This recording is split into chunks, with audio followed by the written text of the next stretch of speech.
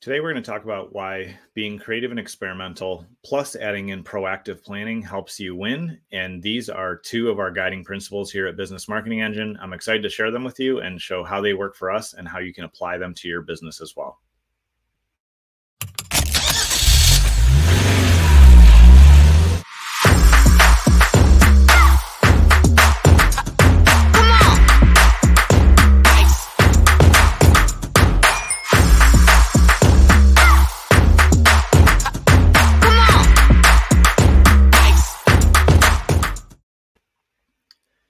One of the things that I have shared with our team and with our clients for years is that if you're willing to try and fail, you will win a lot faster. And that's why our fourth guiding principle, creative and experimental, says we believe in taking risks and being creative. This includes failing fast so that we can learn the right path forward. We celebrate failure because it is the stepping stone to breakthroughs and success.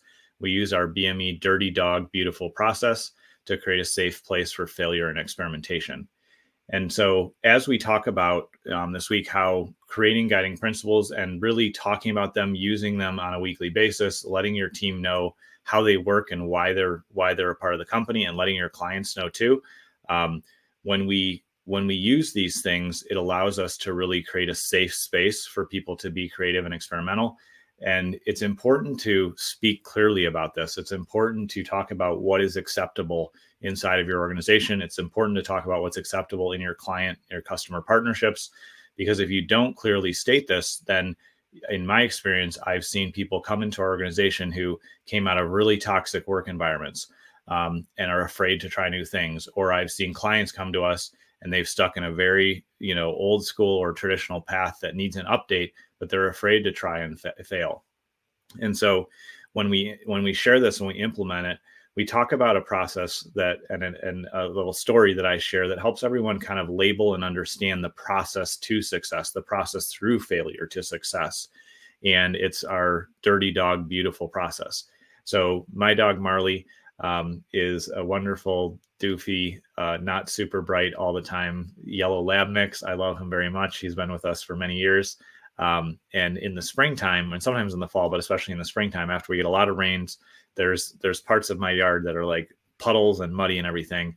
And he will tear out there and chase bunnies and deer and dig around and be an idiot. And he comes back and wants to come in the house, and he's just dirty. Sometimes one time he looked like this just big glob of mud. And I realized as I was kind of working this through, I was like, oh, well, I can't let him in the house. He's dirty. I can't even really tell if he's a dog. He's so dirty. So I hose him off and, clean him up a little bit. And I go, oh, he's a dog again. And I can dry him off and bring him in the house. And then, periodically, once a month or, depending on what's going on and what he's gotten into, we'll also take him to the dog spa. And that's where he gets beautiful. And he gets, shampooed and cleaned and his nails trimmed, and he gets his little spa day at the dog spa. And when he comes back, he's beautiful. And it's the same thing as we work through new projects, new processes, building a new department, scaling something up. We have to start dirty. We just have to start. We have to get out there, and we can't even tell sometimes what direction things are going to go. But we have tools and processes that help us rough out what's going to, in a very broad strokes, really dirty, really rough. Here's the general direction, even though we're not sure.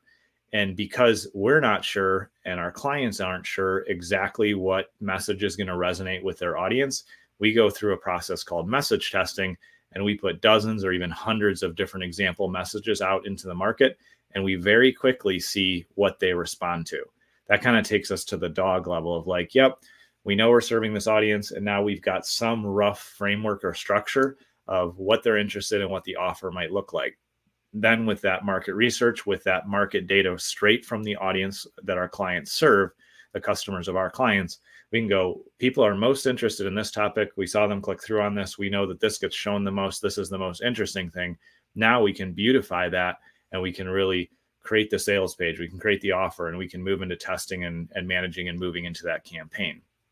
But by using that Dirty Dog Beautiful process, it gives us a framework to start dirty, to fail, to figure it out, to be really wide, to narrow it down to, okay, now we have a concept or structure of what this is. I can see the dog now. He's all hosed off.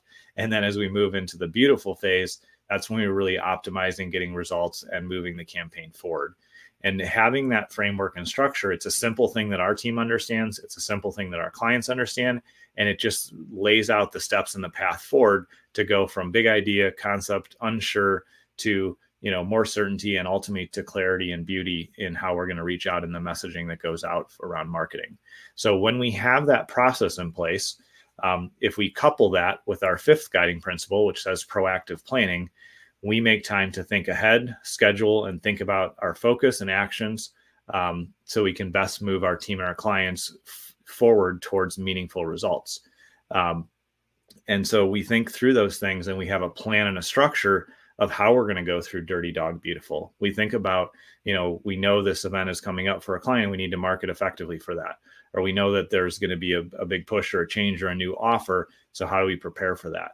And instead of just whipping something out there, making assumptions that we know what the audience wants, or making the assumption, which is only some of the times right, more often wrong than right, making the assumption that our client knows exactly what their audience wants, because they're inside the bottle, they're so close to their business, they don't understand always the right language or the specific offer that's going to move the needle. Instead of making a poor assumption and failing, what we do is we layer proactive planning into this process of getting out there and doing message testing, and then determining the right offer, and then refining it, and launching and improving and optimizing. We couple these two things together, and what's allow us to be consistently moving forward. There's plenty of marketers out there that will tell you, I can get you X leads in so many days, or we can get this result in this amount of time, or you don't have to do any work or be engaged, and we're going to do all these things for you. And in our experience, none of that ever works. So it's better to play the long game, think long term, deepen your relationship with your audience, and understand what they want, what they need, and then create a plan to incrementally, step by step, day over day, week over week, month over month, quarter over quarter, and year over year, serve them at a higher level. And when you do that, when you couple these two principles together, you have a formula for success, and it will help you win.